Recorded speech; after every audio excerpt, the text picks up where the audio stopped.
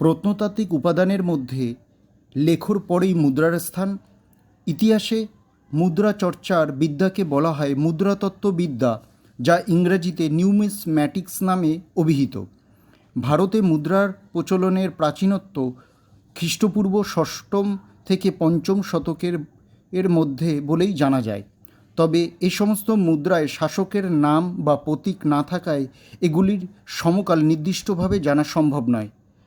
এ সময় অনেক মুদ্রার এক পিঠে ছাপ বা অঙ্কন চিহ্ন, কিছু নকশাও লক্ষ্য করা যায়। মুদ্রার ইতিহাসে এগুলিকে পাঞ্চ মার্ক কয়েন বলে অভিহিত।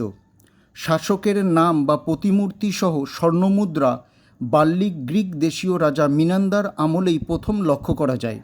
ভারতে প্রথম শতকে কুষাণ রাজ ভীম কোৎফিসের আমলে প্রথম স্বর্ণমুদ্রার আবির্ভাব ঘটে।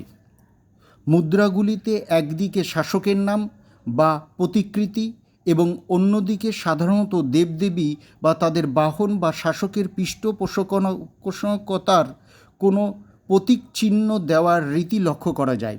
শাসক বা শাসকের নামাঙ্কিত দিকটিকে মুদ্রার মুখ্য দিক বলা হয়, অপর পিঠকে বলা হয় উল্টো দিক। কুষাণদের মধ্যে কনিষ্কের প্রতিমূর্তি শুধুমাত্র কুষাণ মুদ্রার মধ্য থেকেই জানা যায়। এসব মুদ্রায় শিবমূর্তি থাকায় তিনি যে শৈব ছিলেন তা অনুমান করতে অসুবিধা হয় না।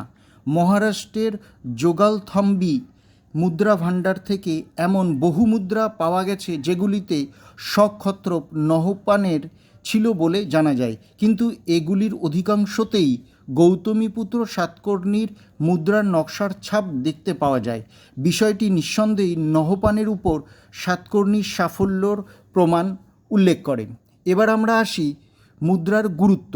প্রত্নতাত্ত্বিক গুরুত্বের প্রশ্নে লেখর পরেই মুদ্রার স্থান এবং তা নিয়ে কোনো বিতর্ক নেই। মুদ্রা থেকে প্রাচীনকালের রাজনৈতিক, অর্থনৈতিক বিষয়ে বহু তথ্য আহরণ করা সম্ভব।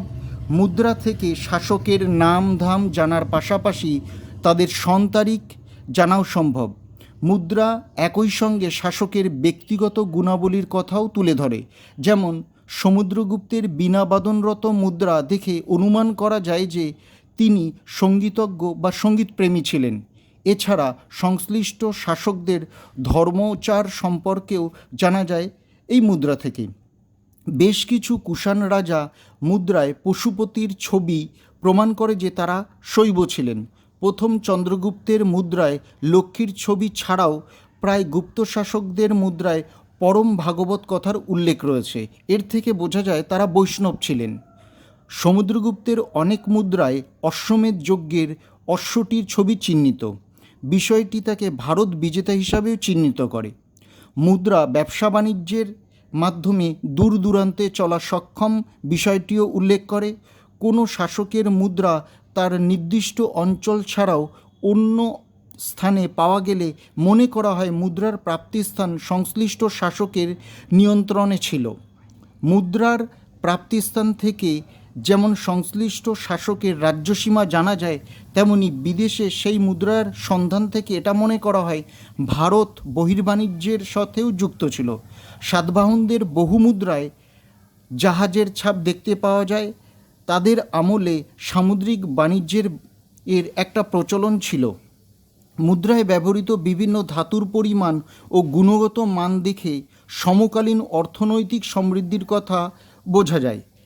এইভাবেই মুদ্রার গুণগত মানের অবক্ষয় দেখে সমকালের আর্থিক দুরবস্থার কথাও জানা যায়। যেমন গুপ্ত সম্রাট স্কন্দগুপ্তের আমলে স্বর্ণমুদ্রার ওজন 124 গ্রাম থেকে 144 গ্রাম পর্যন্ত বৃদ্ধি করা হয়েছিল, কিন্তু পুরুগুপ্ত ও ভানুগুপ্তের আমলে স্বর্ণমুদ্রার মান কমে গিয়ে তাতে ক্রমশ খাদ মেশানো শুরু হয়। কোনো কোনো ক্ষেত্রে মুদ্রাই কোনো শাসক গোষ্ঠীর অস্তিত্ব জানার ক্ষেত্রে একমাত্র উপাদান হয়ে দাঁড়ায়। উদাহরণস্বরূপ মিনান্দার, অ্যান্টিও আলকিডাস প্রমুখ 23 জন ব্যাক্ট্রীয় শাসকের নাম শুধুমাত্র তাদের আমলে প্রাপ্ত মুদ্রা থেকেই জানা যায়। এছাড়া ভারতে শক কুষাণ পার্থিয়ানদের ইতিহাস জানার ক্ষেত্রে মুদ্রাই একমাত্র অবলম্বন ছিল। আশা করি এই ভিডিওটি তোমাদের পছন্দ হয়েছে, ভালো লেগেছে। ভিডিওটি কেমন হয়েছে অবশ্যই সে সম্পর্কে কমেন্টস করে জানাবে। তোমরা এরপর ইতিহাসের কোন বিষয়টি সম্পর্কে জানতে চাও তা অবশ্যই লিখে জানাবে। আমি সেই বিষয়টি নিয়ে আলোচনা করব। এই ভিডিওটিকে তোমাদের বন্ধুদের মধ্যে ছড়িয়ে দিও, লাইক এবং শেয়ার করতে ভুলো না। চ্যানেলটিকে সাবস্ক্রাইব করতেও জানিও। ইতিহাস বিষয় সম্পর্কিত বিষয় নিয়ে ছাত্রছাত্রীদের সাহায্য করতে বিপ্লব হিস্ট্রি একাডেমি চ্যানেলটি সদা প্রস্তুত। সকলে ভালো থেকে